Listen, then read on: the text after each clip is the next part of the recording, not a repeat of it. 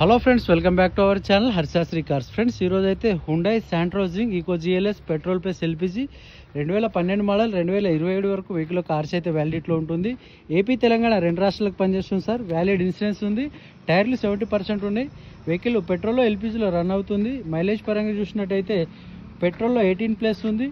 ఎల్పిజిలో వచ్చేసి ఒకసారి tank full చేస్తే 300+ ఉంది.